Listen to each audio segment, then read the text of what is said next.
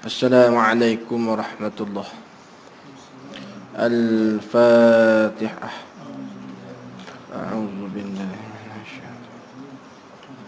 Bismillah. Alhamdulillah.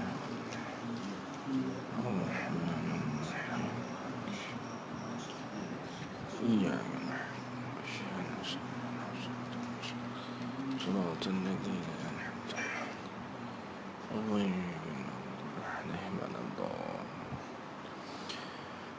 اللهم اجعلنا ثواب ما قرأنا على النبي صلى الله عليه وسلم. شيخنا الدنجوني حفظه الله تعالى.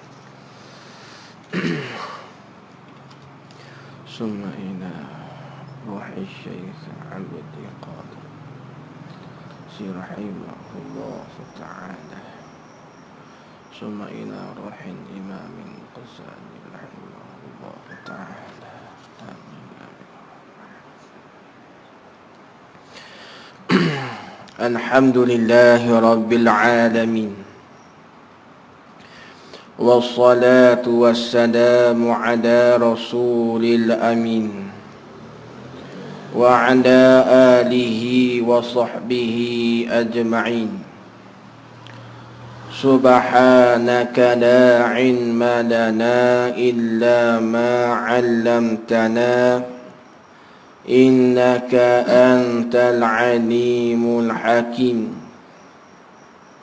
رب اشرح لي صدري ويسر لي أمري واحلل عقدة من لساني يفقه قولي ولا حول ولا قوة إلا بالله العلي العظيم. قال الشيخ المؤلف رحمه الله تعالى ونفعنا بعلومه في الدارين آمين ya rabbal alamin. Kita sambung muzakarah kitab Penawar bagi hati, sambungan muka surat 2, iaitu sambungan dan lagi akan bertanya. Situ. Baik. Kata pengarang rahimahullahu ta'ala,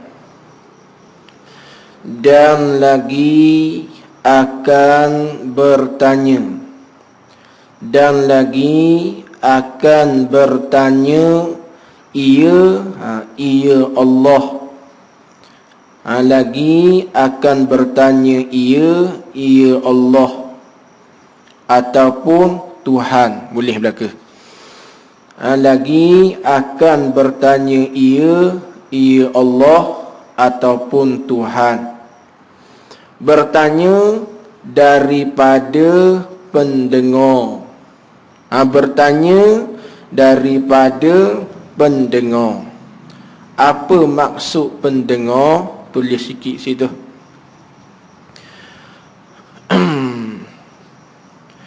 Yang dikehendaki pada kata pendengar itu, yang dikehendaki dengan pendengar itu ialah telinga. Ialah telinga yang bersepakai. Telinga yang bersepakai dengan sifat dengar. Itu maksud pendengar. Boleh. Itu dipanggil pendengar. Apa maksud dengan kata pendengar? Iaitu telinga yang bersepakai dengan sifat dengar. Habis. Lagi akan bertanya ia Allah ataupun Tuhan. Lagi akan bertanya daripada pendengar dan penlihat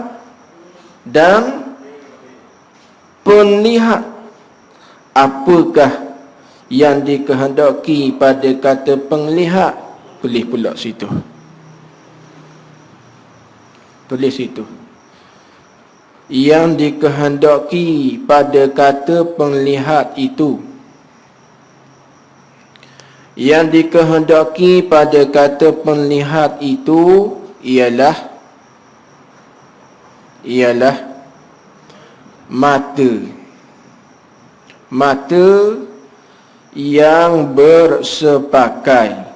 Mata yang bersepakai dengan sifat lihat. Itu dipanggil penlihat.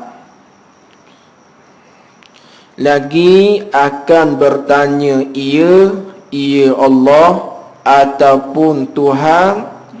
Lagi akan bertanya daripada pendengar dan penlihat dan hati dan lainnya lain daripada pendengar, penlihat dan hati, dan lainnya lain daripada pendengar, penlihat dan hati. Apa maksud lainnya? Tulis pula situ. Dan lainnya lain daripada pendengar, lain daripada penglihat, lain daripada hati. Apa maksud? Tulis itu. Yang dikehendaki pada kata lainnya itu, yang dikehendaki pada kata lainnya itu ialah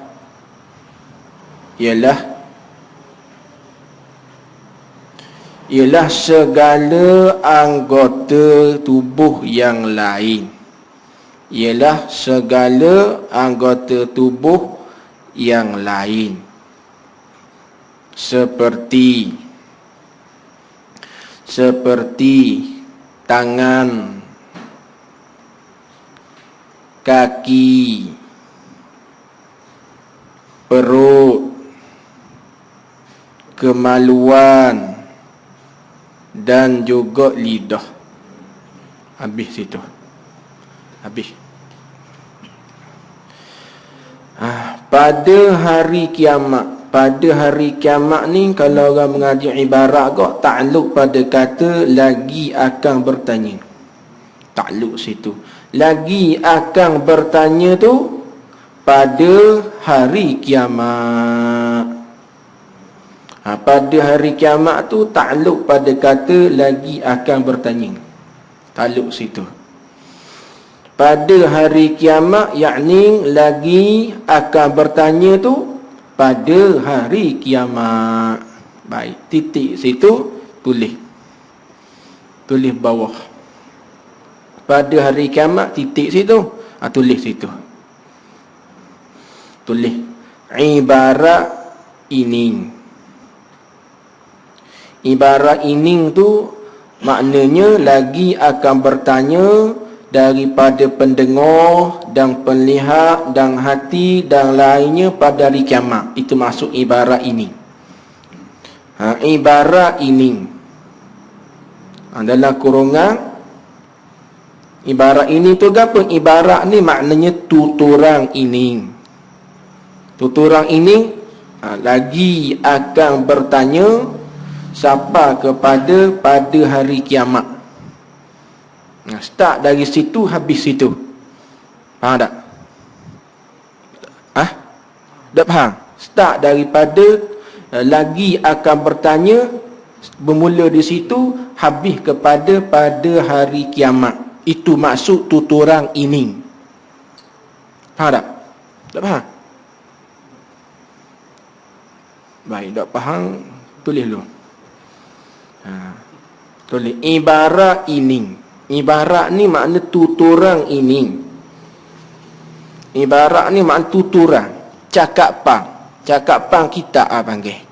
Tuturang ini, ibarat ini, mana ibarat ini? Lagi akan bertanya lagi pada pendengar dan penglihat dan hati dan lainnya pada hari kiamat. Habis itu. Faham tak? Dah habis ayat tu kat situ. Ibarat ini, tuturang ini mana? Kata lagi akan bertanya ia Allah daripada pendengar dan penglihat dan hati dan lainnya pada hari kiamat tu.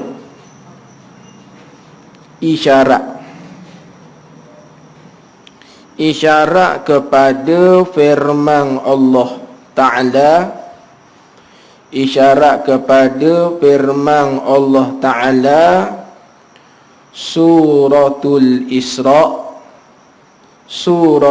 Isra ayat 36. Nak tengok boleh tengoklah pada muka surat Suratul Isra ayat 36. Tengok pada muka surat 9. Ada bawah tu, inna sam'a wal basara wal fuada kullu ulaika kana anhu mas'ulah. Jadi isyarat kepada ayat ni. Baik. Habis itu. Tulis bawah tu pula. Maksudnya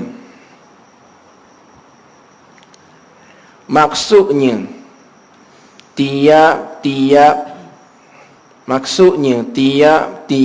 anggota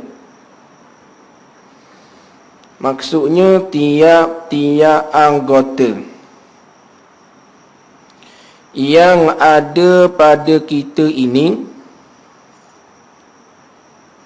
tiap-tiap anggota yang ada pada kita ini adalah kurniaan Allah. Tiap-tiap anggota yang ada pada kita ini adalah kurniaan Allah, adalah pinjaman Allah, adalah milik Allah. Tiap-tiap anggota yang ada pada kita ni adalah kurniaan Allah, adalah pinjaman Allah, adalah milik Allah. Titik. Maka hendaklah kita guna,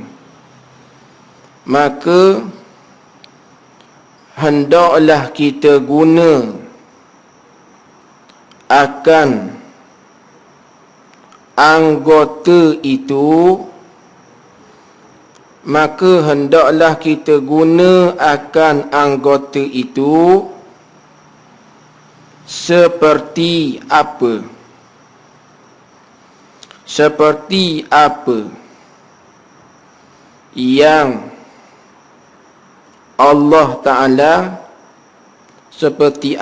yang Allah Ta'ala jadikan untuknya. Seperti apa yang Allah Ta'ala jadikan untuknya. Seperti dadang khabar. Hak mana ngaji dadang khabar. Hak dengar tak ada masalah dah. Seperti apa yang Allah Ta'ala jadikan untuknya. Seperti mulut,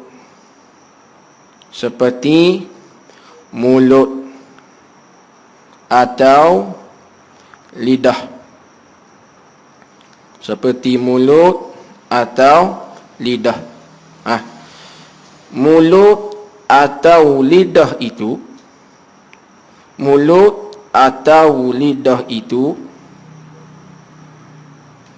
adalah nikmat yang yang dikurniakan oleh Allah, maka gunakanlah lidah itu,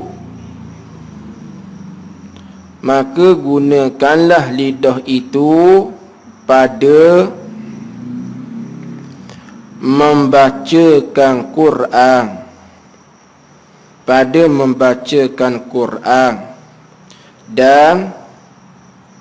dan berzikir. Maka itulah maksud seperti apa yang Allah Ta'ala jadikan untuknya. Itulah maksud.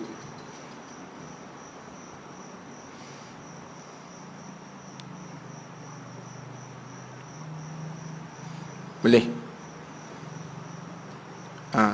Tiap-tiap anggota yang ada pada kita ni adalah kurniaan Allah, adalah pinjaman Allah, adalah milik Allah. Maka hendaklah kita gunakan anggota itu seperti apa yang Allah Ta'ala jadikan untuknya. Mana contoh? Seperti lidah. Lidah ni orang panggil apa? Nikmat yang Allah Ta'ala kurniakan kepada kita. Jadi Allah Ta'ala jadikan lidah ni untuk apa? Allah Ta'ala jadikan lidah ni untuk kita ni membacakan Quran. Untuk kita gunakan lidah kita ni untuk berzikir. Jadi membaca Quran dan juga berzikir itulah maksud seperti apa yang Allah Ta'ala jadikan untuknya. Itu maksud dia. Itu istilah tasawuf tu. Sambung lagi. Ini dipanggil huraiah lah ni. Adapun jika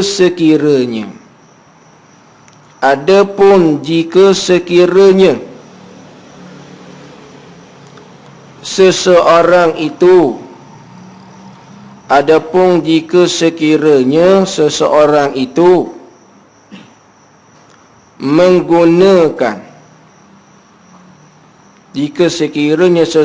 itu menggunakan anggota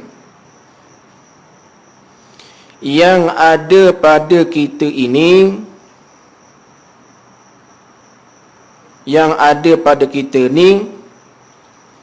guna tidak seperti apa yang Allah Ta'ala jadikan untuknya. Seperti lidah.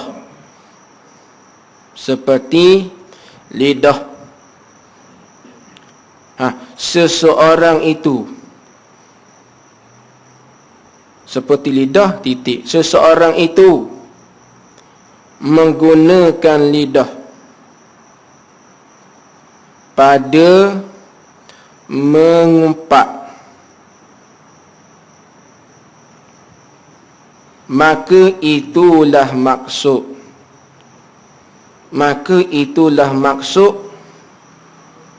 guna tidak seperti apa yang Allah Ta'ala jadikan untuknya. Titik.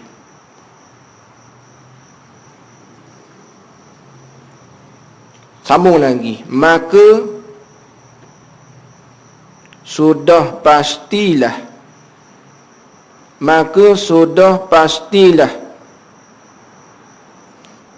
tiap-tiap anggota, maka sudah pastilah tiap-tiap anggota yang kita guna, maka sudah pastilah tiap-tiap anggota yang kita guna tidak seperti apa yang Allah Ta'ala jadikan. Maka sudah pastilah tiap-tiap anggota yang kita guna tidak seperti apa yang Allah Ta'ala jadikan, akan disoal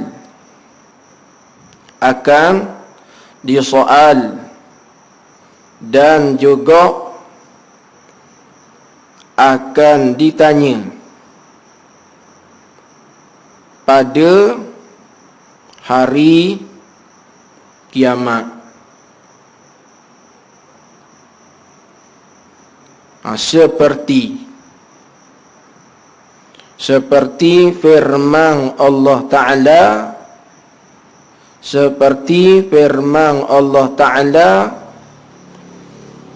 pada ayat yang terakhir. Seperti firman Allah Ta'ala pada ayat yang terakhir pada surah At-Takasur. Habis titik situ. Itu maksud. Sekarang tengok semula. Itu maksud tu kira huraian dah. Baik, habis situ. Habis situ nah. Habis. Tengok kitab balik. Dan salawat dan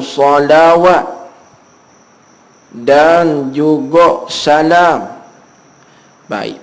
Dan salawat. Apakah yang dikehendaki dengan selawat di sini? Tulis lalu situ. Yang dikehendaki dengan salawat di sini, yang dikehendaki dengan salawat di sini ialah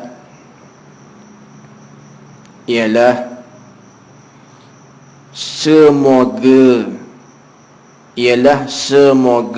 rahmat Allah. Titik. Itulah yang dikehendaki dengan salawat di sini. Boleh? Apakah yang dikehendaki dengan selawat di sini? Yang dikehendaki dengan selawat di sini ialah semoga rahmat Allah. Baik. Dan salam. Apakah maksud salam? Yakni salam kesejahteraan Allah.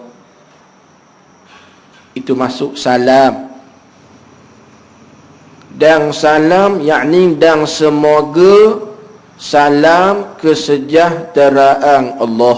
Itu maksud dia. Boleh? Dan salam apa maksud? Yakni semoga salam kesejahteraan Allah. Baik. Adalah kedua-duanya. Apa maksud adalah kedua-duanya? Tulis situ pula. Hak mana mengaji tulislah. Baik. Tulis situ. Yang dikehendaki pada kata,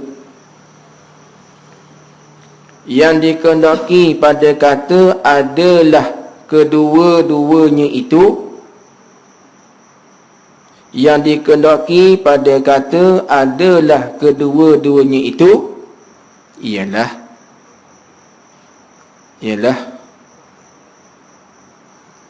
turun kedua-duanya.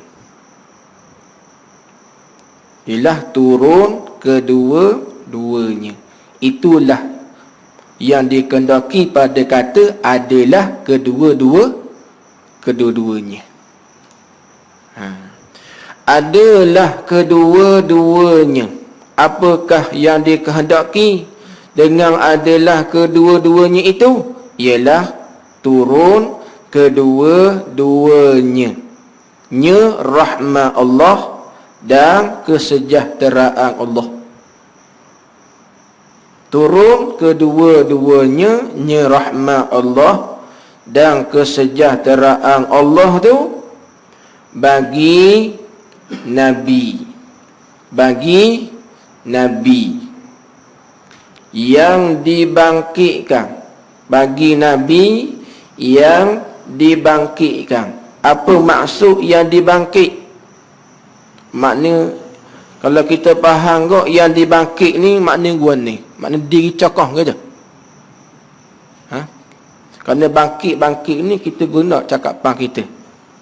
Bangkit ni bukan makna diri. Cuba bangkit, tak kata? Apa maksud yang dibangkitkan di sini? Ke mana Nabi yang dibangun cokoh gitu. Tulis itu maksud. Tu kena ngaji, memanglah ngaji pattern gini dia mudah tidur, duk napi lah. Sebab kita kena ingat dia mengaji berkitab ni, dia bukan ceramah lah. Kita maklumlah masyarakat kita ni suka ceramah, duk napi. Kalau mengaji berkitab gini memanglah dah dapat tepat.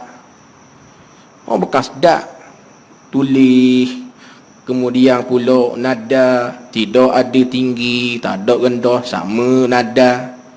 Kita ni pula mudah terlena, tidur terus. Ni memanglah mengaji pattern gini memanglah orang tak minat. Tidak dapat, tidak, ini kewajipan pada ain kena ngaji. Kalau kita baca laju-laju, mabuk, awak tak faham. Bila baca gini, awak tidur, masalah. Buat apa ni? Saya tak kira lah. Saya hanya mengajar untuk orang nak mengaji. Jadi awak yang mana mengaji, awak tulis. Tak mau tulis, tak ada masalah. Kalau biasa. Cuma, kalau esok-esok, orang minta mengajar semula, boleh mengajar. Jawab. Apa boleh mengajar? Kita tulis dah. Ngaji dah kan? Bukannya mari duduk nanodin dah, ada kitab dah kan? Ada ngajar ke? Pakhotang ada ngajar. InsyaAllah tu dua, tak boleh ke tak boleh? Sebab tu kena tulis molek. Hotel wayang ni tulis molek. Sekarang tengok semula. Aku boleh faham ada. Nota tu penting. Dobik tu penting. Kita tengok semula ke datang. Tengok daripada awal kita tulis sampai sekarang. Bila kita baca tu, kita boleh faham ke tak, boleh royak ke tak, boleh hurang ke tak, atau nota yang aku tulis tu. Kenapa? Sebab tu kitab ni harganya murah saja.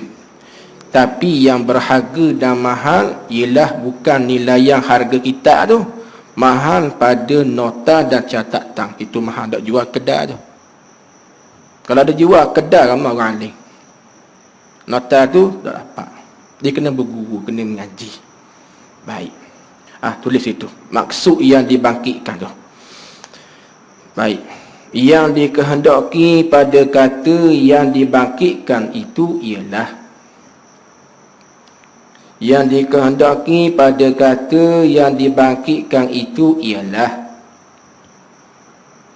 yang diutuskan.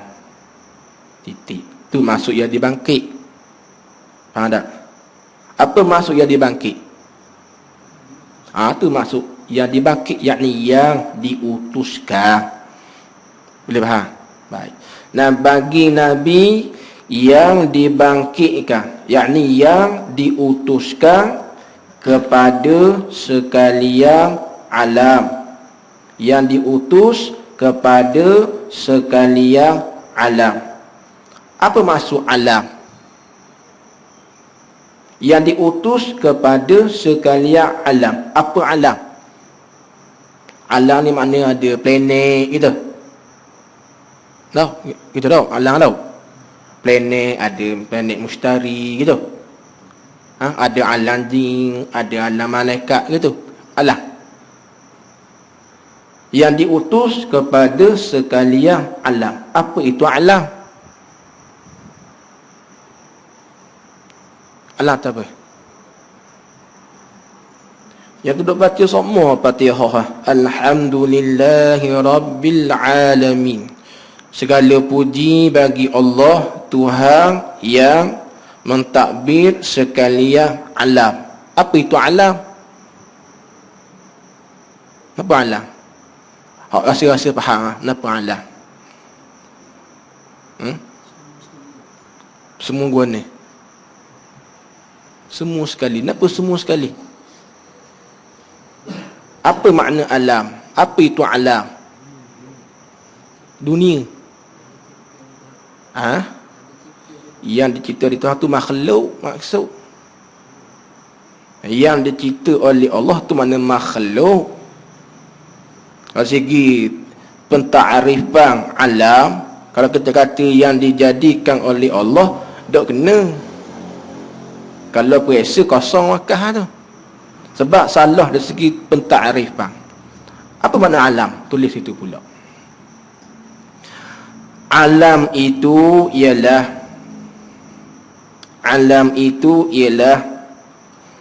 tiap-tiap suatu yang ada.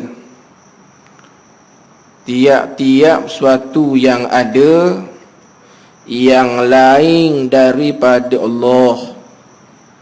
Itulah alam. Tiap-tiap suatu yang ada selain daripada Allah. Allah bukan alam. Allah Rabbil Alam, Tuhan pemilik alam. Alam tu apa? Tiap-tiap suatu yang ada selain daripada Allah. Selain daripada Allah tu semua sekali dipanggil alam. Malaikat dipanggil alam. Jin dipanggil alam. Sebab apa? Kerana jin dipanggil selain daripada Allah, dipanggil alam. Malaikat dipanggil alam sebab malaikat selain daripada Allah. Manusia ni pun dipanggil alam sebab manusia ni selain daripada Allah. Nabi tu yang diutus kepada sekalian alam. Boleh faham? Alam tu apa? Tiap-tiap suatu yang ada selain daripada Allah. Itu alam. Kerana rahmat. Diutuskan tu kerana rahmat.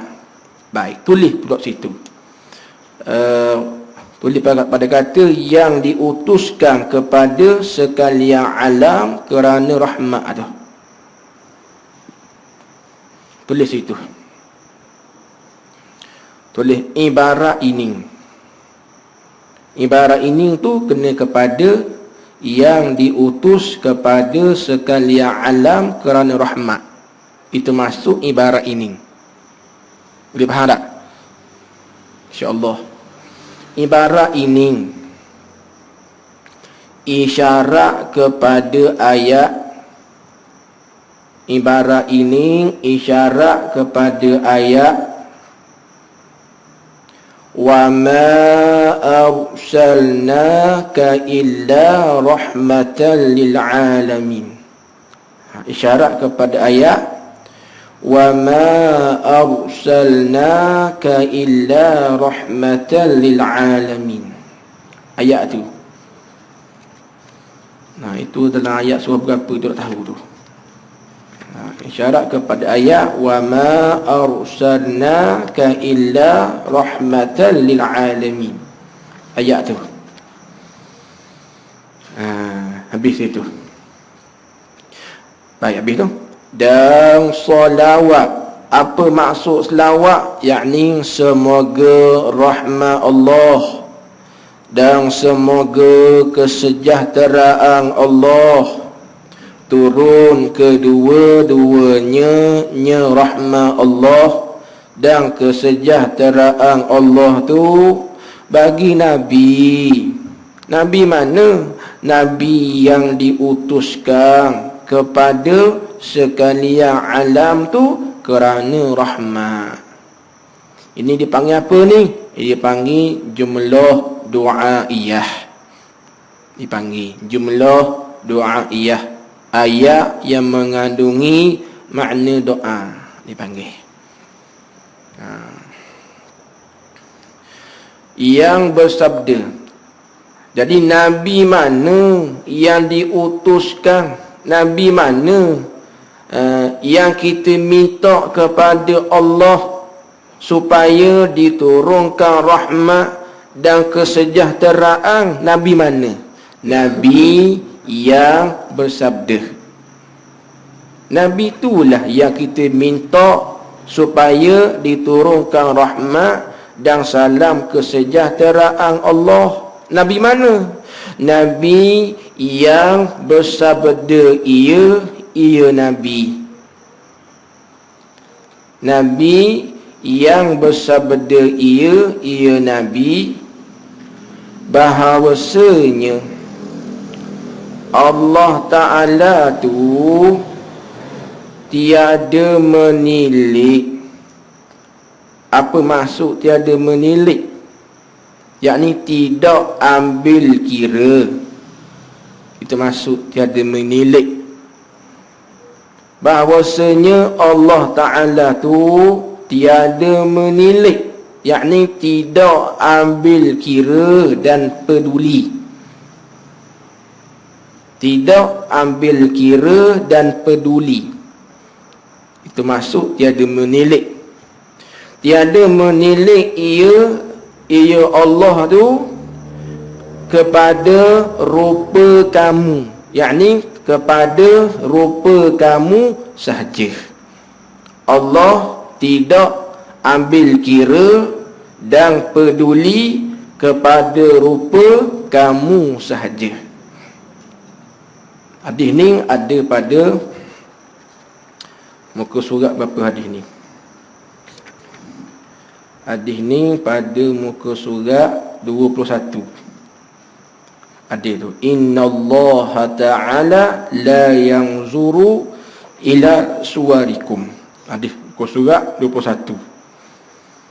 Ada situ. Innallaha ta'ala la yanzuru ila suwarikum. Nanti kita bahas apa maksud hadis ni. Baik. Tetapi menilik ia Allah tu, tetapi menilik ia Allah tu kepada segala hati kamu. Titik. Jadi hadis ni ada pada muka surat 21. Innallaha ta'ala la yanzuru ila suwarikum wa absyarikum wa innama yanzuru ila qulubikum. Maka hadis ni ada tempat rosaknya kalau kita salah faham. Dan hadis ni kebanyakan orang yang melakukan maksiat kepada Allah, dia akan gunakan hadis ni untuk melepaskan kejahatan dia buat. Contoh, ada dengar dok buah ni, Tuhan dok tengok zahir, Tuhan tengok hati. Dia dengar dok ayat ni? Ustaz tengok dah saya gini, saya pakai ketak-ketak pun Tuhan dah tengok zahir, kau tengok hati. Dia dengar dak ayat ni? Itu silap faham makna hadis. Kalau Tuhan dah tengok zahir, pakai apa baju hanya bulat ah. Betul? Sebab apa digunakan ayat Tuhan tak tengok zahir, tak tengok hati? Sebab dia salah faham hadis ni. Kalau Tuhan tak tengok zahir, tanya bulat ah, asal ke baju. Dia bagi tu. Kenapa kau tanya bulat? Tuhan tengok hati kah? Tak tengok zahir? Mana gitu? Bukan mana gitu. Jangan silap faham makna hadis ni. Tulis itu makna hadis ni. Buat jagaan sikit. Jangan silap faham makna hadis ni.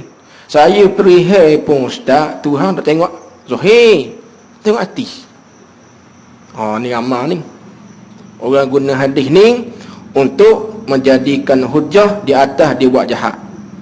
Alasannya Tuhan tak tengok zahir, bahkan tuan tengok hati. Salah. Baik. Boleh situ. Hadis ini bukanlah bermaksud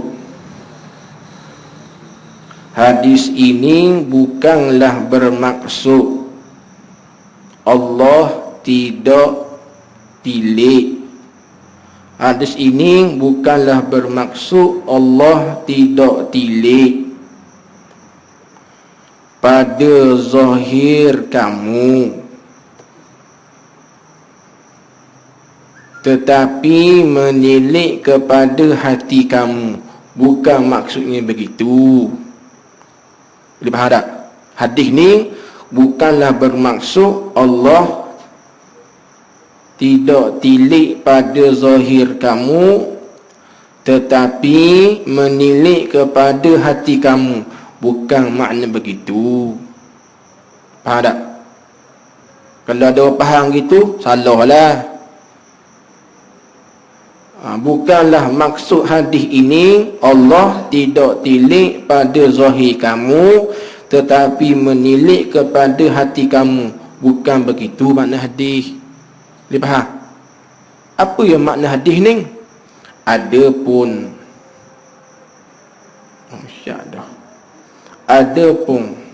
makna hadis ini ialah Allah tilik bukan pada zahir sahaja. Allah tilik bukan pada zahir sahaja, tapi Tuhan tilik kiraannya sampai ke hati. Tuhan tilik bukan pada zahir sahaja, tapi Tuhan tilik kiraannya sampai ke hati. Berarti zahir batin pun Tuhan tilik belaka. Tapi Tuhan bukan tilik zahir sahaja, tapi Tuhan tilik tu kiraan sampai ke hati. Maka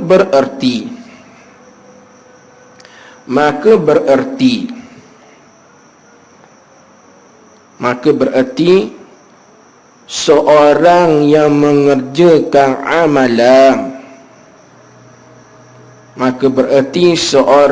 mengerjakan amalan tidak boleh berpura-pura.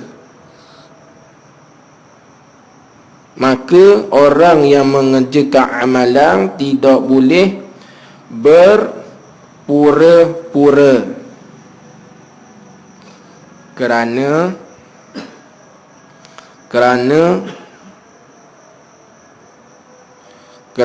apabila zahir seorang itu elok,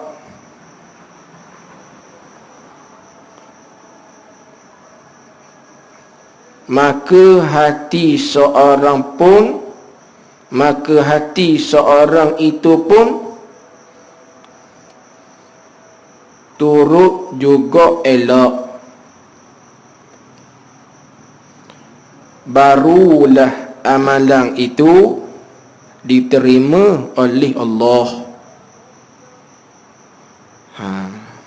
Itu maksud apabila seseorang itu mengerjakan amalan tidak boleh berpura-pura. Tak boleh berpura-pura. Kalau zahirnya elok, maka hati itu pun turut juga elok. Maka barulah amalan itu diterima oleh Allah.